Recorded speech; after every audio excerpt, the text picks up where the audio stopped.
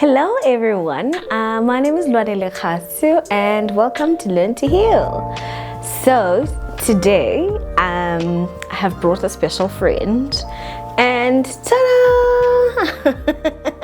This is my special friend.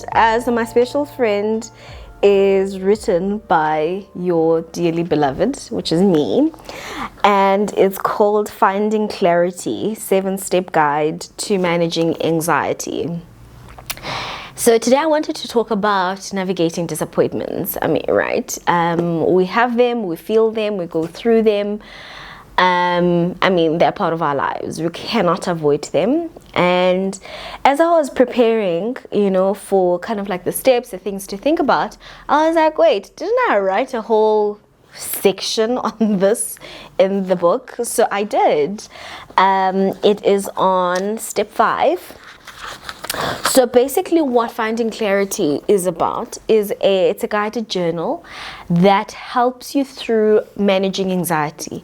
I have received feedback even from people that never thought of themselves as struggling with anxiety, that either bought the journal because they like me or they like the things that I have to say, that it actually was quite useful even just outside of anxiety. So maybe I need to think about that, because what they were saying to me is that it just kind of felt like a really nice reflective tool, and Finding Clarity is definitely what it does. So it helps you declutter, even if the clutter is not necessarily caused by anxiety. So I thought that was really good feedback.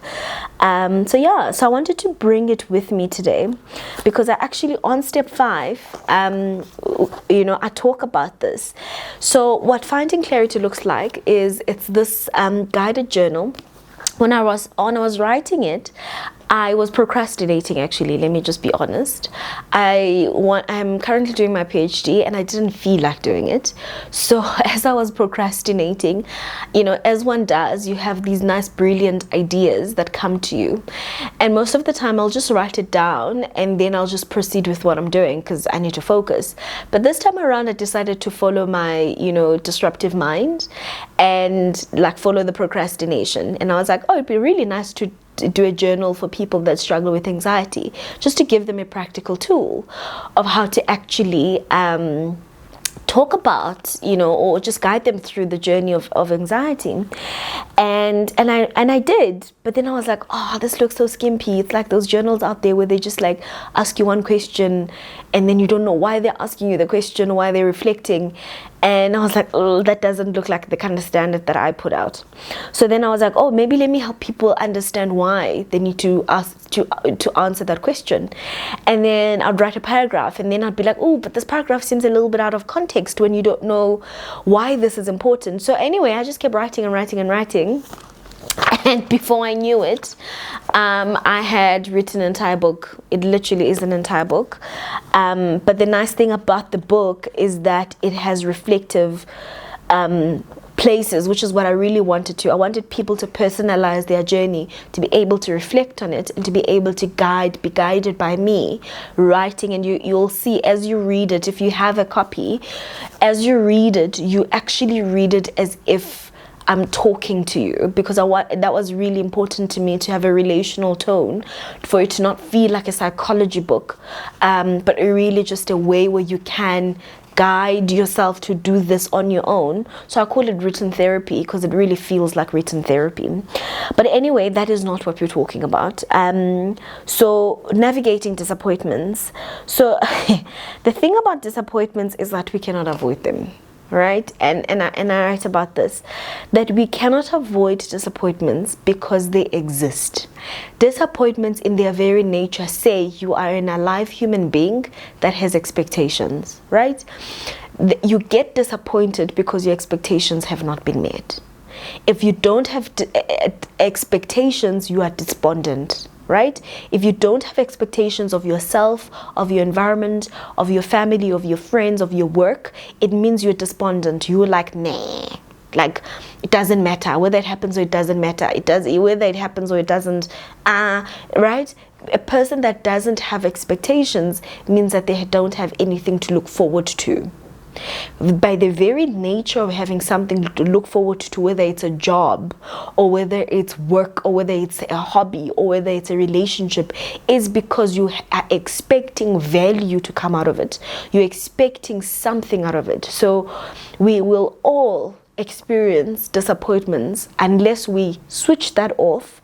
And when we switch that thing off that says we're expecting something, we've actually entered a space where we're feeling really in a depressive state, or we're just despondent and we're like not looking forward to life or anything, right? So disappointments will happen. I think that's one thing I really want you to take away, that disappointment is going to happen one way or the other. You can't avoid it. So one of the things we like doing is that we want to avoid disappointments. We cannot. We have to navigate through disappointments.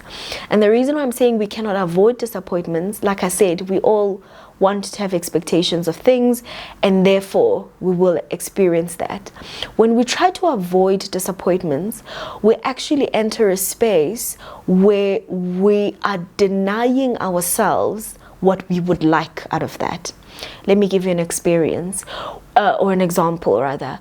When you're saying that I don't want to be disappointed by another guy or another girl in my life or another relationship, right? That when you say that umjolo is really tough, when you say the pool out there, the dating pool is a swamp and you don't want to go swimming in there, what you are saying is that you're going to deny yourself the desire to have a companion.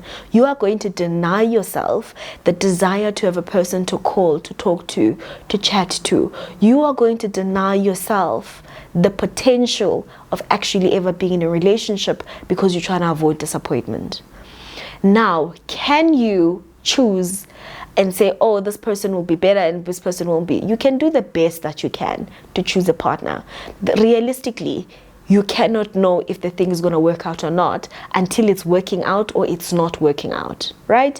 So the best thing you can do for yourself is have red flags, thresholds, understanding green flags, and saying, oh, I see these green flags, I think this thing is working out. You know, we can progress to different levels of relationshiping.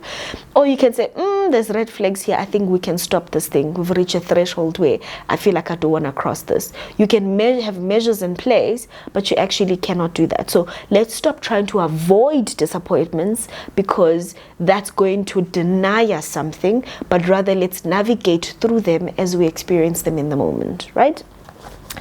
And what are the things that I say in this lovely journal that are important strategies to actually navigate through the disappointments? So there are 6 things that I'll kind of point out to in here. And the first one is that you have to acknowledge and understand the disappointment. My goodness. I must just say, sometimes when I read some of these things, I'm like, what? I wrote this? This is so amazing. Sometimes it feels like writing is a trance, like you get out of your body and you write. And then when you get back into your body and you read it again, you're like, oh, this is such a wonderful thing to say. This is so important. So that I'm having one of those moments now. But it's like, acknowledge and understand the disappointment. Of course, you'll read through it in the journal itself, what that means. But really, just to summarize that, is that you need to take the time to understand and name the feeling, right? The feeling, the broad feeling, may be disappointment that you're recognizing, but it actually may have little sub feelings to it. An insecurity, an invalidation, a confirmation of, oh, I'm not good enough. What are some of those sub feelings that are actually listed under that big disappointment, right? And it's important to feel it. Like I said, don't minimize it, don't reduce it, don't shrug it off. You're feeling it. It's going to help you understand yourself, and it's going to help you understand what you want out of that process and what you don't want of it. Lean onto it rather than move away from it. Okay. The second thing that's important is focus on the positive while battling the feeling. So now I'm not saying avoid the feeling.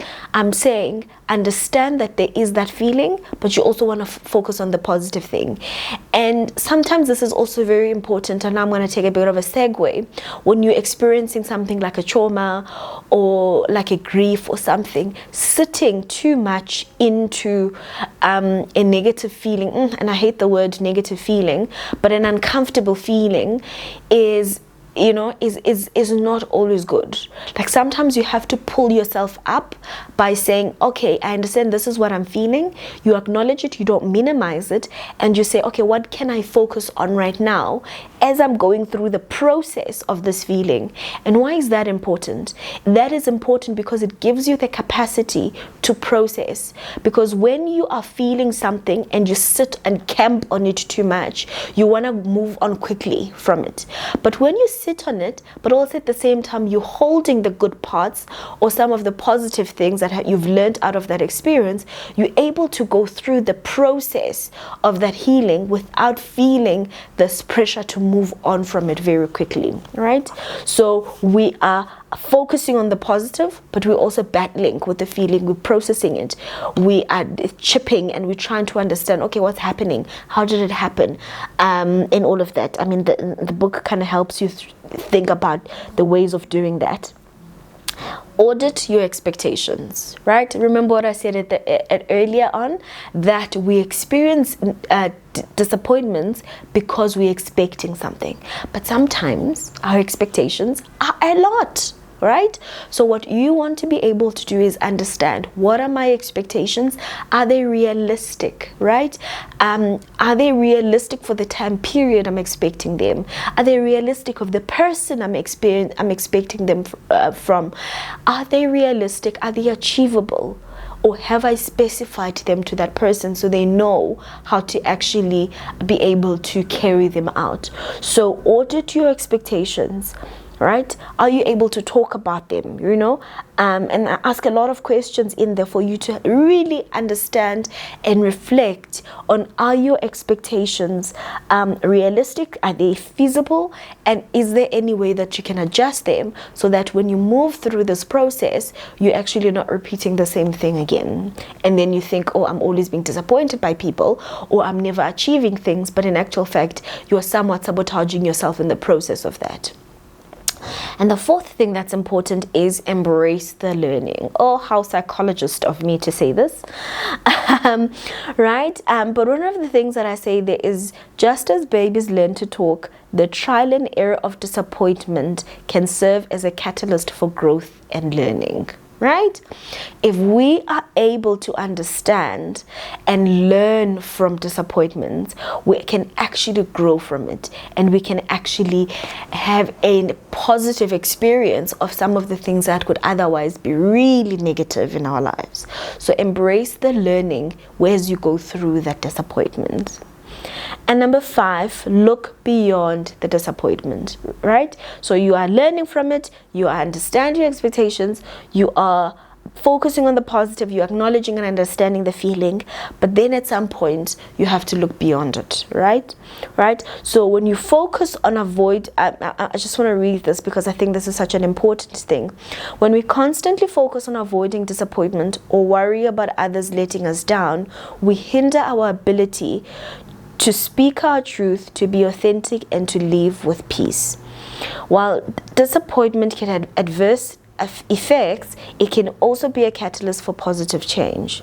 So overcoming the fear of disappointment allows us to use it to our advantage and embrace the opportunities for growth.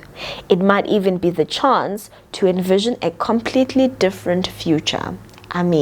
Right? That is such an important thing to say. Like, did I write that? That's so important. So I'm having a little bit of a blushing moment with myself and my words right now.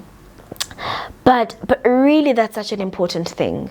It is such an important thing because we have to envision a different future. And we cannot envision a different future if we are not able to look beyond the place that we're at right now.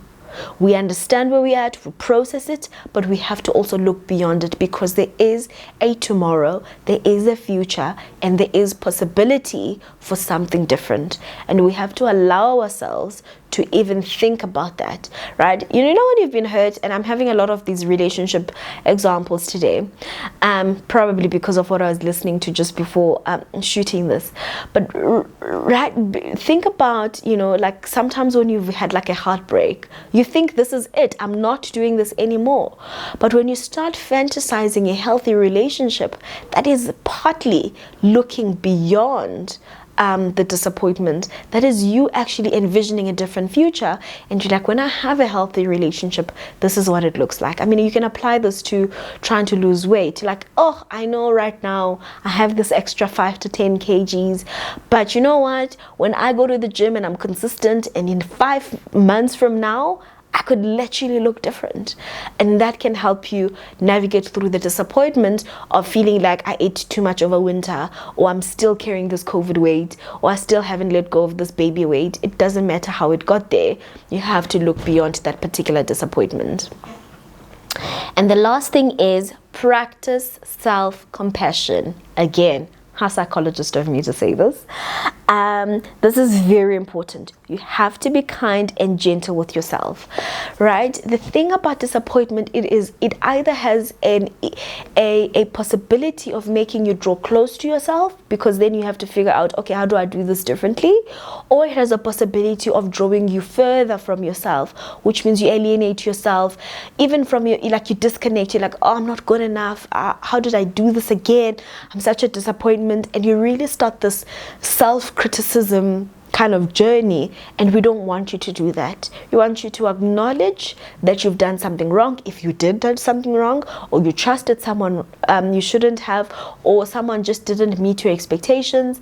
But it's also important to practice self compassion and kindness, to say, okay, I need to give myself a different future. I need to give myself a different way of thinking about this. I need to give myself another chance. Whatever it is, or however you got into that space, you have to practice self-compassion. Sometimes self-compassion says, I'm going to give myself a break from relationships for about 5 months or so, really just to process what happened here.